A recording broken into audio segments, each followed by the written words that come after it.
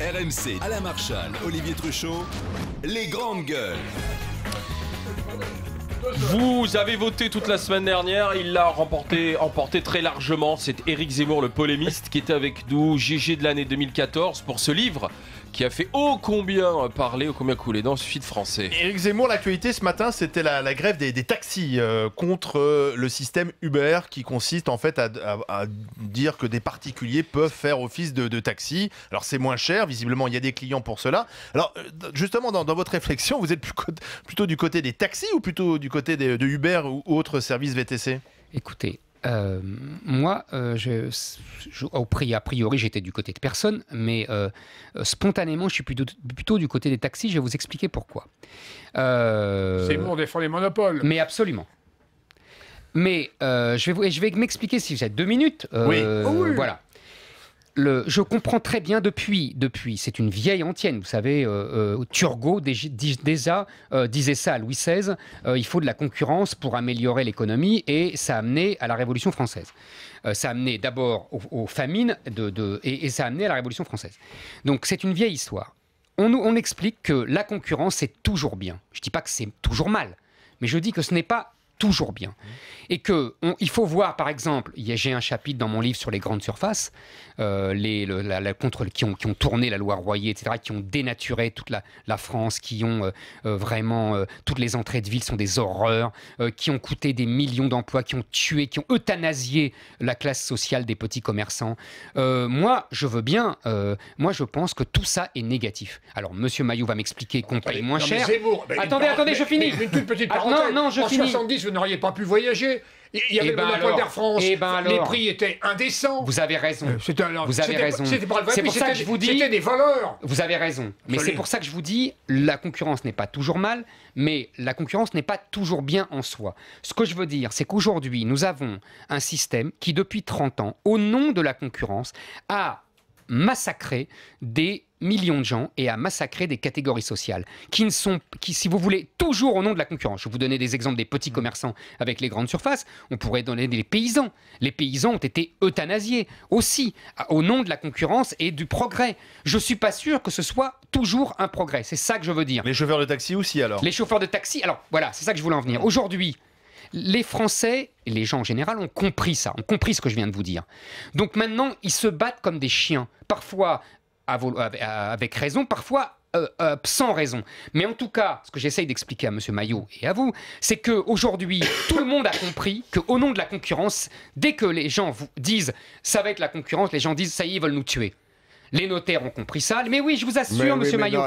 C'est là que vous êtes dans un. Non. Vous défendez quand même typiquement. Je vous avais entendu face à Attali défendre les taxis, en effet, et reprocher à Attali de rester coincé dans les aéroports. Et vous lui aviez conseillé de sortir des aéroports et d'aller voir des vrais gens. C'était bien vu. Sauf que pour faire cela, vous placez quand même dans une vision très très anachronique, des choses très archaïques. Les Uber, les VTC, etc. dont on parle, les VTC professionnels. C'est quand même des milliers d'emplois qui sont créés avec ça. Les Uber On nous raconte toujours que vous parlez comme Leclerc. Mais c'est la vérité. Mais vous parlez comme Leclerc. Lui aussi, il a créé des milliers d'emplois. Il en a tué combien ? Et il a tué combien d'entreprises qui ont dû se délocaliser ? Il va acheter en Pologne et il va acheter en Chine. Mais si, c'est toujours la même chose. Vous ne pouvez pas comparer les grandes surfaces avec les taxis. C'est toujours le même système. Et puis je vais vous avez une profession qui est surréglementée, qui de toute évidence ne fonctionne pas, qui est complètement folle. Écoutez, excusez-moi, un truc où il faut payer 200 000 € pour avoir une licence pour conduire des gens, c'est grotesque. Vous savez que les taxis parisiens sont les plus sûrs du monde. Ah, ça je suis d'accord. Mais oui, mais qu'est-ce que ça veut dire ? Ça veut dire que c'est aussi... Non. Mais ils sont très sûrs. Ce sont les plus chers du monde. Non, c'est pas vrai. À Londres, ils sont plus chers. À Londres, ils sont très chers. Aux États-Unis, c'est beaucoup moins cher. Oui, mais il y en a. Mais vous savez, moi, je suis allé. Tout le monde nous dit aux États-Unis. Mais à New York, vous avez un mal fou à attraper un taxi. Il y en a plein, mais ils sont tout le temps pris. Mais Éric, vous faites un peu comme si finalement le monde ne changeait pas. Alors après, en bien ou en mal, peut-être qu'effectivement on peut regretter ces grandes surfaces qui ont détruit certains petits commerces, pas tous. On peut regretter que c'était mieux de prendre Air Inter que Nouvelles Frontières, etc. Mais en même temps, vous faites comme si Internet n'existait pas. Or, c'est Internet. C'est Internet et la géolocalisation qui bouleverse le monde des taxis plus que Uber et d'autres. C'est qu'aujourd'hui, effectivement, on a des outils qu'on n'avait pas avant parce que l'homme crée des outils. Tout d'une manière générale. Je vais vous dire le commerce aussi. Je vais vous dire, attendez, vous savez ce que m'a appris, parce que quand on écrit un livre, on apprend d'abord ce qu'on va penser nous-mêmes. C'est ça le plaisir d'écrire un livre. Ce que m'a appris le travail sur mon livre et l'écriture de ce livre, c'est qu'en fait, ce qu'on nous présente comme les conséquences de la technologie est en réalité, la technologie n'est qu'une conséquence. Je veux dire par là que toute l'idéologie qui est accrochée à Internet et qu'on nous dit être la conséquence d'Internet, en fait, elle existe dans les années 70, avant même qu'Internet existe. Quand on nous dit, par exemple, quand Monsieur Lamy, l'ancien président de l'OMC, nous traite avec mépris et nous dit « Mais de toute façon, avec les porte-conteneurs et Internet, la mondialisation est inéluctable. » Mais c'est du baratin. Les porte-conteneurs existaient dans les années 50. Ils n'ont pas été utilisés avant les années 90. Donc, vous avez bien compris. Ce que je veux dire, c'est que c'est l'idéologie qui précède toujours la technique. Très bien, mais peu importe. Internet est là. Non, mais l'outil est là. Et l'outil bouleverse la façon de commercer, la façon de se déplacer. Même à l'école. Aujourd'hui, on peut plus faire l'école comme on faisait dans les années 50 parce que les enfants qui arrivent à l'école, grâce à Internet, ont appris des choses. Ils ont rien appris, ils sont nuls. Mais non, ils savent beaucoup plus de choses qu'avant, contrairement à ce que vous racontez. Mais c'est pas vrai. Mais c'est pas ce qu'a appris le petit Zemmour à l'école, c'est autre chose. Parce que le petit Zemmour, il a appris à l'école dans les années 50 et qu'aujourd'hui... ils savent plus de choses. Ça dépend dans quelle école on va. Mais même dans n'importe quelle école. Je suis dans le privé, ça va moins mal. Évidemment, parce qu'on étudie à l'ancienne. Évidemment. Je peux vous dire qu'à Stanislas, attention. Mais parce que c'est les méthodes d'avant, mais pas du tout. C'est les méthodes d'avant. Il n'y a pas de bourgeois, c'est bien connu. Éric Zemmour, question, est-ce qu'aujourd'hui on est à la fin d'un cycle politique, d'un cycle même constitutionnel, qui est celui de la 5e République aujourd'hui ou pas en France? Écoutez, la 5e République, c'est une autre discussion. C'est un débat que j'ai eu avec Mélenchon. La 5e République, elle a été tuée par toutes les réformes depuis 20 ans. Elle a été tuée d'abord par le coup d'État. D'abord, ce que j'explique dans le livre. Par le coup d'État permanent. Non, par le coup d'État des juges du Conseil constitutionnel le 16 juillet 71, qui a pris le pouvoir de façon absolument scandaleuse. Le général de Gaulle vivant, ça ne se serait jamais passé comme ça. Et puis ensuite, toutes les réformes, là le quinquennat, vous avez raison, toutes les réformes innombrables qui ont tué la 5e République. Et puis pardon, quand même, c'est le général de Gaulle qui a créé le Conseil constitutionnel. Oui, mais c'était uniquement pour contrôler le Parlement. On ne va pas refaire un cours de droit politique ici, mais ça, je connais ça par cœur. Voilà. Et donc, en plus, la 5e République a été tuée par l'Europe. Parce que qu'est-ce que c'est que le 5e République? C'est une monarchie républicaine. À partir du moment où le souverain n'est plus souverain, il n'est plus légitime. Donc on n'est pas à la fin d'un cycle constitutionnel, c'est déjà fini.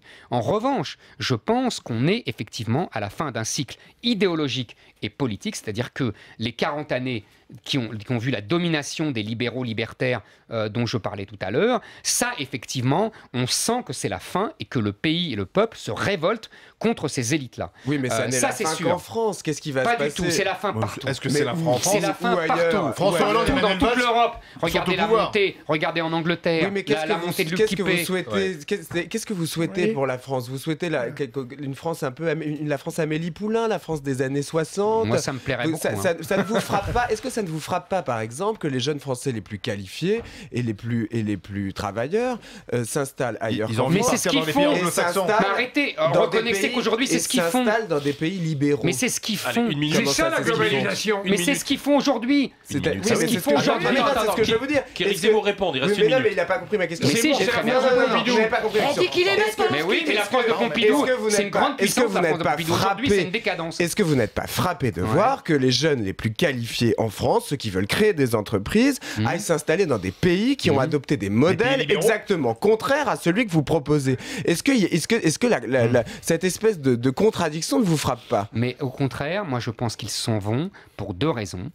Un, parce qu'il y a une décadence française.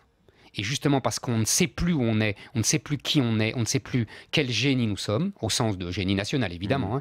Et deuxièmement, je pense qu'il y a un thème dont on ne parle jamais, ces gens-là fuient aussi parce qu'il y a la hantise de l'immigration en France et dont on ne parle jamais. Et moi quand j'en parle avec eux, quand je vais à l'étranger, ils sont tous angoissés par ça. Qu'est-ce que la France va devenir ? Ils vont en Angleterre ou aux États-Unis, excusez-moi, ils vont en Angleterre ou aux États-Unis, c'est des pays communautaristes. Mais vous avez tout à fait raison. Donc ils fuient pas l'immigration. Vous avez, si aussi.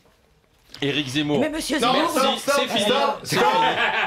Je vous redonne. je vais poser hors antenne. Ah bah, le titre, le trophée, GG de l'année 2014. Voilà, merci pour vous. Et merci à ceux qui ont voté pour moi quand même. Ouais, le suicide français. Vous voyez, ça commence les votes pour vous. Il y a un truc qui se passe là. Regarde, et j'ai même un mail qui vient de Bulgarie. C'est Iliana qui nous écoute en ce moment sur Internet à Varna en Bulgarie, qui dit c'est un délice à écouter. Formidable qu'en France, il y a aussi des hommes qui ont de la culture. Signé Iliana, merci, qui est Iliana. du côté de Varna en Bulgarie, qui écoute les GG. Alors, une photo. Merci Éric Zemmour. Éric Zemmour.